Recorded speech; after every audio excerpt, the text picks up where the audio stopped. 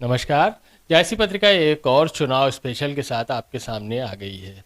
आज हम बात करेंगे भारत जोड़ो यात्रा की, जो पहुंच गई मुरादाबाद। मुरादाबाद भारत जोड़ो यात्रा किस धूम धड़ाके से पहुंची है, उस पर भी बात करेंगे। साथ साथ उत्तर प्रदेश में जो 17 सीटें निर्धारित हुई हैं इस इंडिया गठबंधन की, जिसमें कांग्रेस 17 सीट पर लड़ेगी, उस पर भी जितने संभावित कैंडिडेट्स हैं सबके नाम आपके सामने बताएंगे और क्या उम्मीद है किस सीट पर, इस पर भी चर्चा करेंगे। तो सबसे पहले हम बात शुरू करते हैं कि आज मुरादाबाद में भारत जोड़ो यात्रा पहुंची, भारत जोड़ो न्याय यात्रा, जिसमें आज पहली बार भारत जोड़ो यात्रा की खास बात यह थी कि प्रियंका गांधी भी राहुल गांधी के शाना बशाना और साथ साथ नजर आई। दोनों साथ एक खुली हुई जिप्सी में जिस तरह रोड शो करते रहे हैं उसी तरह कर रहे थे, लेकिन शो की खास बात यह थी कि आज सिर्फ कांग्रेसी सड़कों पर नहीं थे, बल्कि साथ साथ समाजवादी पार्टी के कार्यकर्ता भी भारी संख्या में लाल टोपी लगाए हुए चल रहे थे।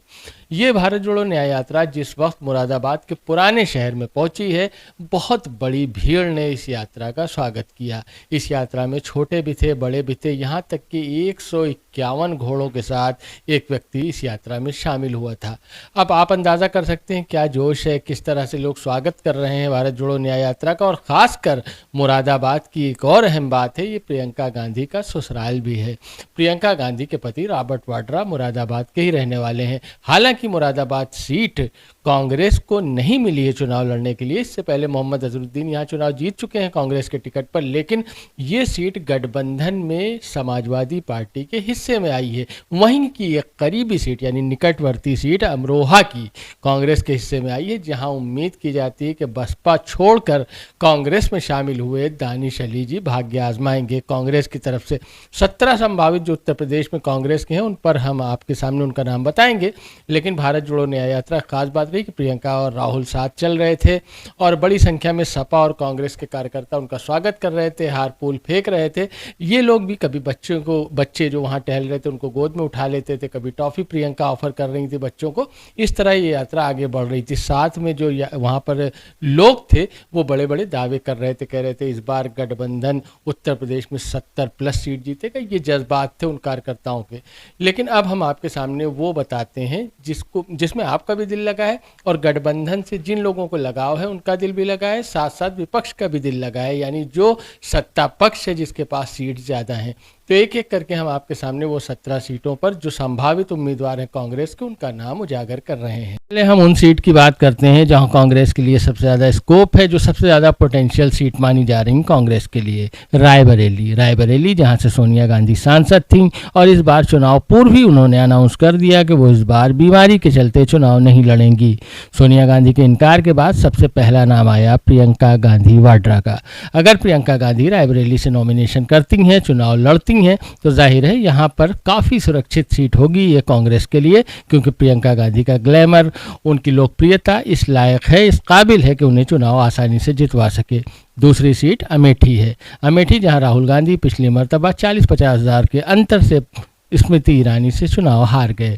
वो सीट हालांकि इस बार उम्मीद की जा रही है कि राहुल गांधी चुनाव लड़ेंगे, लेकिन अगर नहीं लड़ते तो जो वैकल्पिक व्यवस्था कांग्रेस की तरफ से हो सकती है उनमें प्रमोद तिवारी हैं। प्रमोद तिवारी एक बड़े कद्दावर नेता हैं, लेकिन अगर वो भी चुनाव लड़ने के लिए तैयार नहीं होते या पार्टी प्रबंधन नहीं लड़ाता उन्हें चुनाव, तो तीसरा नाम एक्स कांग्रेस MLC दीपक सिंह का है, जिनका नाम आपने भी शायद पहली बार सुना हो।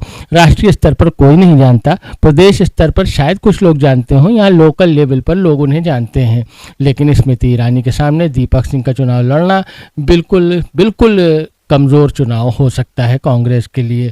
लेकिन अगर उनके स्थान पर प्रियंका गांधी वाड्रा के लिए बात चल रही कि राहुल गांधी रायबरेली से चुनाव लड़ें और प्रियंका गांधी वाड्रा अमेठी से चुनाव लड़ें, अगर ऐसा होता है तो दोनों ही सीट कांग्रेस के पक्ष में जा सकती हैं।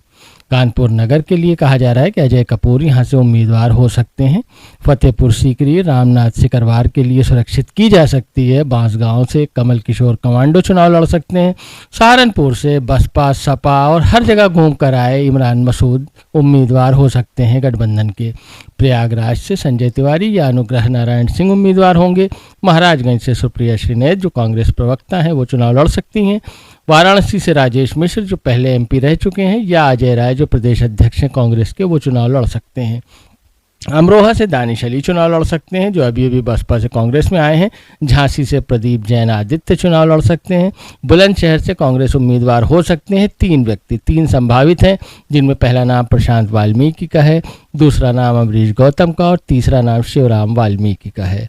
गाजियाबाद से डॉली शर्मा उम्मीदवार होगी गठबंधन की तरफ से, इसमें कोई शक शुबा नहीं है। मथुरा से प्रदीप माथुर, सीतापुर से राकेश राठौर, बाराबंकी से तनुज पुनिया जो पीएल पुनिया के बेटे हैं, वो उम्मीदवार होंगे गठबंधन के।